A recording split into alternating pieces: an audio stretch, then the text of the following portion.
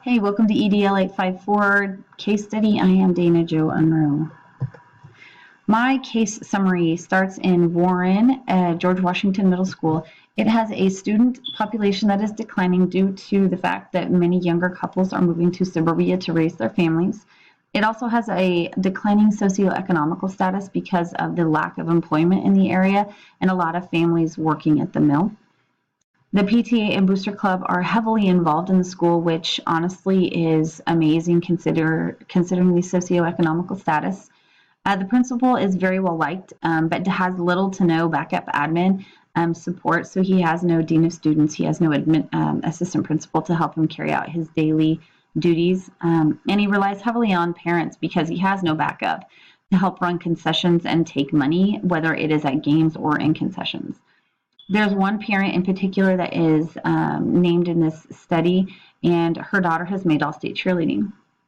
She's requested funding to pay for this trip, and her request is adamantly denied.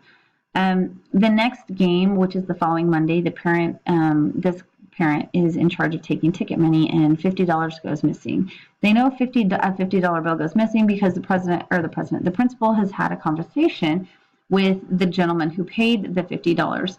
And he said he was really sorry for having to use such a large bill. He just got paid. That's all he had. So when this parent had handed off the bag to the principal, he was a little fishy when he's looking through it going, okay, where did this $50 bill go that he paid with?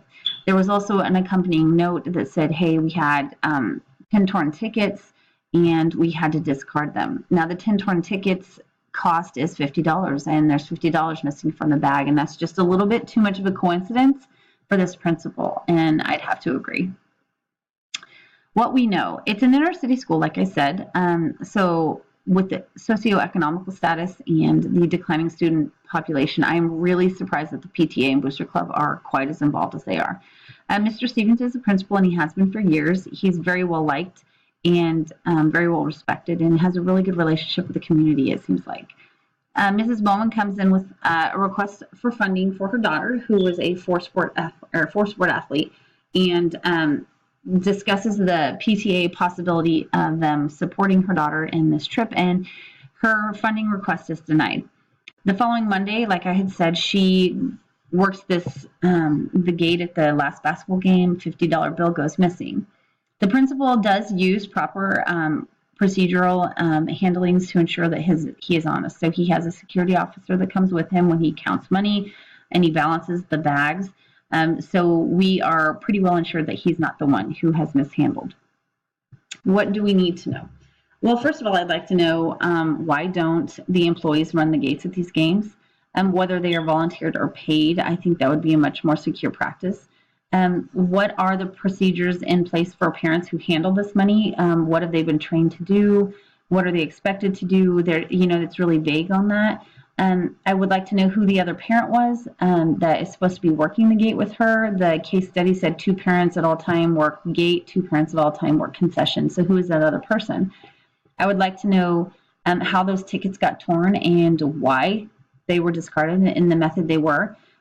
And where were they at? Why did they throw them away if they threw them away? And why weren't they put in the bag so that they could prove they were torn? I would like to know if there was a security camera that actually viewed this area to back up that story and protect everybody involved. And also, my biggest question is, did that gate bag or gate money get left unattended? Even for a minute, you turn your back, you give somebody a hug when you're talking to them. It's very easy, especially when it sounded like really overwhelmed with people coming in and out for somebody to have just grabbed money and walked off. The problems I see in this case are Mr. Stevens relies too heavily on parent support when it comes to handling money. Mrs. Bowman's request was denied, and I actually do find that as a problem in this case. And I also see the question of, did the money actually go missing, or was everything up to par? And ultimately, I see some of the accounting procedures as part of the problem. So what do we know about Mrs. Bowman? She's a volunteer parent of the PTA. Her daughter's a 4-sport athlete and has been awarded the All-State honor in cheerleading. Her daughter got invited to travel to New York to partake in a holiday parade. She requested funding for this trip through the PTA.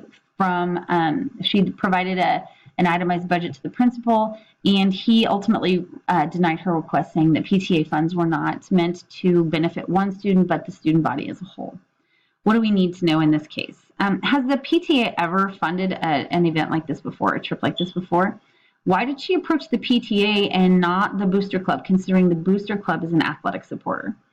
Has she attempted any other types of fundraising ideas, or is this her first attempt? And also, how much of a financial bind is her family actually in? Is this something that is really detrimental? I mean, she's already participated in All-State. Do we really need to figure out how to fund her daughter to go walk in a parade? This seems a little above and beyond for the financial situation everybody seems to be in this area.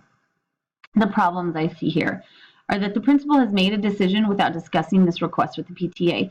While the principal should be incorporated in PTA decision, I do not think that the principal has the sole right to make decisions for the PTA spending. He can discourage her from approaching the PTA, but I don't feel like that's something he has the right to say yes or no on all by himself.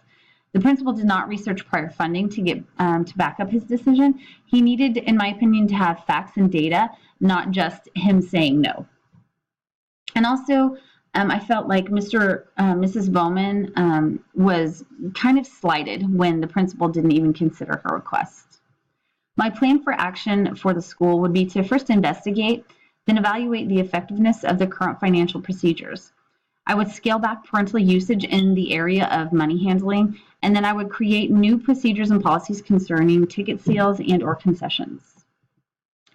My strategy for implementation would look something like this. First, I would investigate. So I'd look for the torn tickets. Whether this was literally me digging through a trash can or reviewing security cameras, I would not act and approach a parent unless I had hard physical evidence that the money had been mishandled by them. It's just too much of a chance to have collateral damage, and those relationships are too important to ruin over $50. So if this did happen and I did approach a parent, I would ask these questions like, where are the torn tickets? How did they get torn? Did you physically see them thrown away? And I'd have an impartial witness present, probably somebody who worked for our district, to make sure that we had confidentiality kept. That way there was no gossiping and no chance of a parent having their good name dragged through the mud in the community. Next, I would walk through the controls that are presently set up for ticket taking and handling of money. Look it over, find the weak spots. Like the one that really stuck to me was the fact that why isn't there a policy if there's a torn ticket or a ticket to be discarded, it's not directly put in the money bag. That way you can prove that it has been discarded. I would meet with my superintendent about the situation and discuss the possibility of either paying a reliable employee of the district to take these tickets, or asking those teachers to volunteer for a couple games. My last district, we did this. We volunteered for one game per sport per season, and it's a couple hours out of your life, and it really helped out the school. So we were more than happy to do that. And then I would finally rewrite policies and procedures concerning all money handling, especially where parents had been involved. If there was any handling of money to be done by parents, I would make sure that they had read and signed a policy and procedure agreement. That way they can't claim they didn't know. For Mrs. Bowman, her action plan would be first to research past funding. Then I would talk to the Booster Club. I would brainstorm alternative funding solutions, and then I would look to meet with Mrs. Bowman again. My strategies for implementation for Mrs. Bowman would look like this. I would first research past funding to see if the PTA had in fact already set a precedence for funding something similar to this, and this may be the reason that Mrs. Bowman approached PTA first and not the Booster Club. And then I would meet with the Booster Club and talk to them about their possibility of partially supporting this trip. And if they're not able to do that, I would try to meet with both PTA and Booster Club presidents to have kind of a brainstorming session to see if there's some kind of an alternative funding option for this family. I would then schedule another meeting with Ms. Bowman to make sure that she was aware of the process we'd went through. This is more of a PR thing. We don't really have to do this, But what the school seems like is that it relies so heavily on community, and where the socioeconomical status is declining and the student population is declining, and we are still supported so heavily by parents. I think it's really important to appreciate those relationships and do what we can to keep those relationships strong. And considering her daughter is going to definitely do that. Resolving the issue based on success for all students. First of all, I would not assume anything. I would research, interview, and document only the facts in this case, not the accusations. And by accusations, I mean assumptions. I would take the time to listen to everybody who was involved if we ended up having interviews, and make sure that their point of views were considered before a possible course of action was considered. I would be accountable, obviously, because if I was the one who was relying so heavily on that parent support for handling money, I would be the one who was ultimately responsible for the misuse, because I believe that relying on a parent to handle funds like this on a regular basis is actually a faulty financial practice. Assessing and revising practices. I would take the time to authentically look at these practices that were currently in use, and then I would revise with my superintendent the money handling situation. Then I would make sure that I would acknowledge all of my students' accomplishments. I want to make sure that I consider funding options for Mrs. Bowman's daughter, so she knows that we value her daughter's accomplishments as well as her contribution to our school through the PTA. The unresolved issues I have for this case is what happened to the torn tickets. Where did that $50 bill actually go? Did Mrs. Bowman take it, or was it another parent by chance? And will inquiring about the missing funds actually further damage our parent-to-school relations with Miss Bowman? Will the principal in this case, in fact, help to find funding for Mrs. Bowman? Those are the questions I still have. What I think that Mr. Stevens relies way too heavily on parental support. I think Mrs. Bowman has a right to ask for some funding support. I feel like Mr. Stevens should have taken time to consider and research the options before he gave her a decision. I feel like Mr. Stevens has a cause for concern over the missing money, and I feel like he needs to take action now so this doesn't happen again. I also feel frustrated that he is so comfortable with parents handling money. I feel sympathy for Miss Bowman because she deserves to have her request considered. I have empathy for Mrs. Bowman, as I have daughters who are also cheerleaders in junior high, and sometimes it's really easy as a parent who gives so much to a school to feel slighted. I also have a sense of urgency with Mr. Stevens to deal with this matter so it does not happen again. What I value. The concerns and requests of my students, parents, and staff. What is best for my students. I value my capable staff. I value the PTA Booster Club and all the parents and volunteers who have passionately supported the school.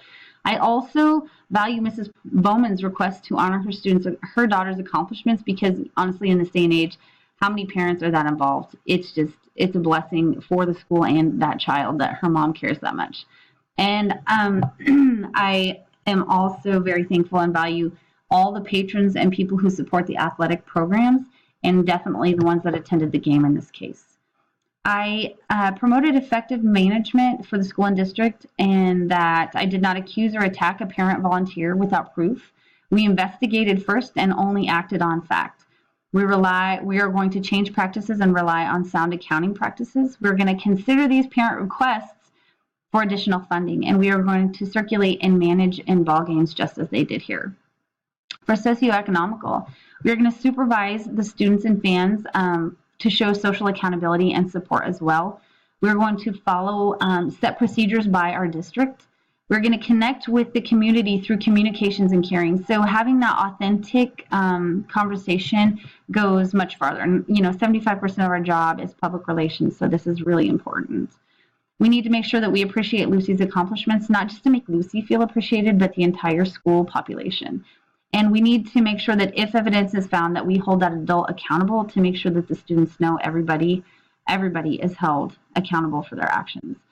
To promote student academic learning, I really do feel that not allowing PTA funds to be used in this manner actually did support academic learning.